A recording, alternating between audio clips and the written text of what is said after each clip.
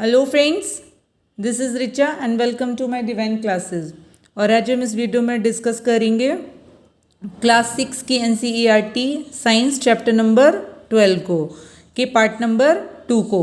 सो इसके previous video में हमने कवर किया था पार्ट नंबर 1 और आज का टॉपिक है आपका पार्ट नंबर 2 का टॉपिक है आपका electric conductor and insulators. So basically conductors and insulators क्या होते हैं? ऐसे मटेरियल्स जो अपने अंदर से करंट को क्या होने देते हैं, फ्लो करने देते हैं, पास होने देते हैं, जिनसे आपको करंट अगर टच हो जाए तो उससे आपको करंट लग सकता है। It means these all are conductors. Clear? And insulators क्या होते हैं? जो अपने अंदर से करंट को पास नहीं होने देते हैं। फॉर एग्जाम्पल वुड, तो ये क्या होंगे आपके इंसुलेटर्स। सो कुछ मटेरियल्स इलेक्ट्रिसिटी के गुड कंडक्टर्स होते हैं और कुछ मटेरियल्स इलेक्ट्रिसिटी के बैड कंडक्टर होते हैं। Bad conductor means insulators means जो अपने अंदर से करंट को फ्लो नहीं होने देते, और कंडक्टर जो अपने अंदर से करंट को पास होने देते हैं। सो आइए स्टार्ट करते हैं। In all our activities we have used metal wire to make a circuit. अभी तक हमने जो भी सर्किट, जो भी एक्टिविटीज़ की, जो भी सर्किट्स को तैयार किया, उसमें हमने वायर्स का यूज़ किया था। Suppose we use a cotton thread instead of a metal wire to make a circuit. अगर हम क्या करें, मेटल की जगह हम किसका यूज़ करें? कॉटन थ्रेड का। So do you think that the bulb will light up in such a circuit? तो इस तरह के सर्किट में क्या आपका बल्ब जलेगा? What materials can be used in electric circuit so that the current can pass through them? Let us find out. तो हम ऐसे कौन से मटेरियल्स को यूज़ करें सर्किट बनाने में जिनसे क्या हो, करंट फ्लो करे और हमारा बल्ब ग्लो करने लगे। सो आइए हम इसको एक्टिविटी 5 के थ्रू समझते हैं कि disconnect the switch from the electric circuit you used. Activity 4, आपने एक्टिविटी 4 में एक सर्किट तैयार किया था, तो उसको बोल रहे कि थोड़ी देर के लिए क्या कर दीजिए, डिस्कनेक्ट कर दीजिए। This would leave you with 2 free ends of wires as shown in figure 12.12a। जैसे यहाँ पे दिखाया गया है, तो आपको जो वायर के 2 एंड्स हैं उनको फ्री रखना है।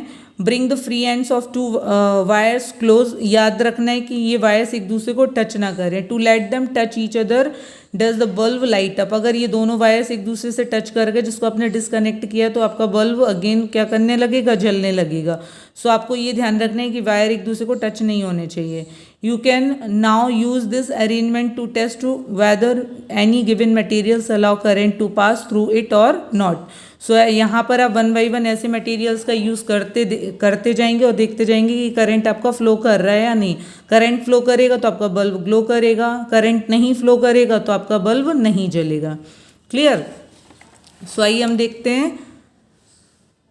अब यहाँ पर बोला है collect samples of different types of material such as coin, cork, rubber, glass, keys, pins, plastic, scale, wooden block, aluminium foil, candle, sewing needle, thermocol, paper and pencil lead. 1 by 1 bring the free ends of the wire of your tester in contact with the 2 ends of the sample you have collected, figure 12.12b।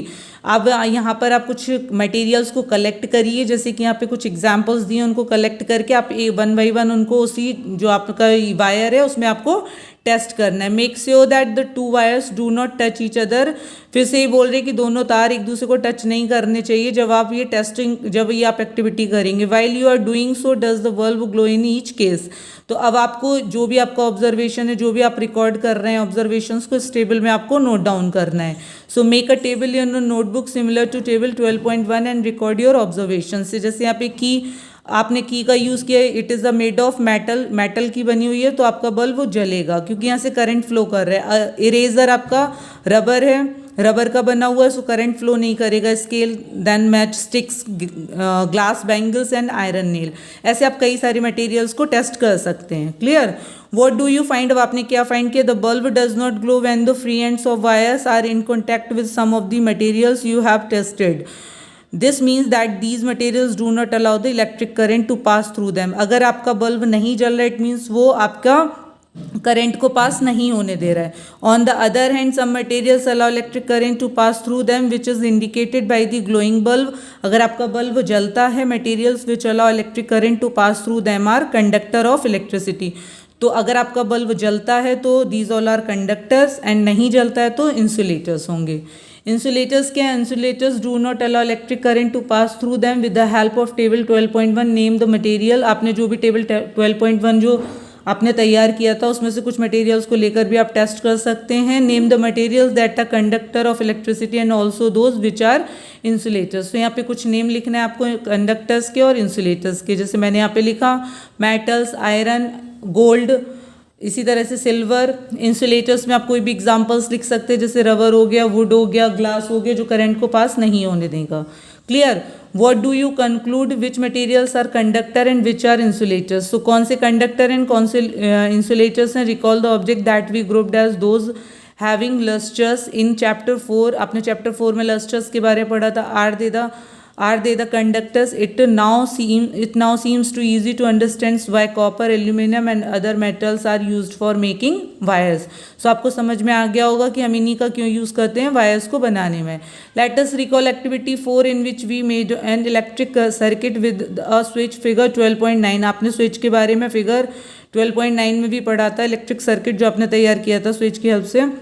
When the switch was in the open positions were the two drawing pins not connected with each other through the thermocol sheet। तो आपने वहाँ पे thermocol sheet का use करके, दो pin का use करके आपने वहाँ पे एक्टिविटी किया था। So but thermocol you may have found is an insulator. So आपका थर्मोकोल क्या एक इंसुलेटर की तरह काम करता है।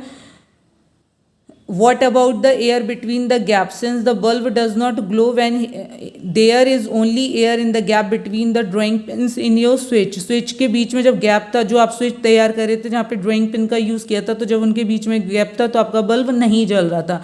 बट जैसे ही आपने वहाँ पर एक सेफ्टी पिन का यूज़ किया तो आपका बल्ब जलने लगा था। It means that air also an insulators. So air भी क्या है? Air is example of insulators, कि उनके बीच में जब एयर है और अगर वो किसी मेटल को टच नहीं कर रहे थे तो वहाँ पर आपका बल्ब नहीं ग्लो कर रहा था। और जहाँ आपने सेफ्टी पिन लगाया और जैसे वो टच करने लगा, करंट फ्लो होने लगा, तो आपका बल्ब जल गया था। Clear? Conductor and insulators are equally important for us. So आपके लिए कंडक्टर और इंसुलेटर्स दोनों ही इंपॉर्टेंट हैं। Switches, electrical plugs and sockets are made up of conductors. जो आपके स्विच होते हैं या इलेक्ट्रिक प्लग्स होते हैं या सॉकेट्स होते हैं वो कंडक्टर्स के बने होते हैं। On the other hand rubber and plastic are used for covering electric wires. अब इलेक्ट्रिक वायर्स को कवर करने के लिए आप किसका यूज़ करते हैं? रबर का या प्लास्टिक्स का। अगर ये नहीं होगा तो आपको तो फिर करंट लग सकता है ना। So plug tops, switches and other parts of electrical appliances which people might touch, जिससे अगर वो टच करें तो उसको करंट नहीं लगे। क्वेश्चंस क्या लेना है? Your body is a conductor of electricity. हमारी जो बॉडी है वो भी एक कंडक्टर की तरह वर्क करती है। Therefore be careful when you handle an electrical appliances. तो आप अपनी बॉडी भी एक इंसुलेटर्स की तरह वर्क नहीं करती। हमारी खुद की बॉडी जो है ना वो क्या है? कंडक्टर की तरह वर्क करती है। तो जब भी आप इलेक्ट्रिक एप्लियंसेस का यूज़ करें तो केयरफुली करें। क्लियर? सो ये आपका चैप्टर कंप्लीट हो गया। अब नेक्स्ट हम वीडियो में मिलते हैं इसकी एक्सरसाइज के साथ और इसके कुछ नोट्स के साथ। तब तक के लिए बाय बाय।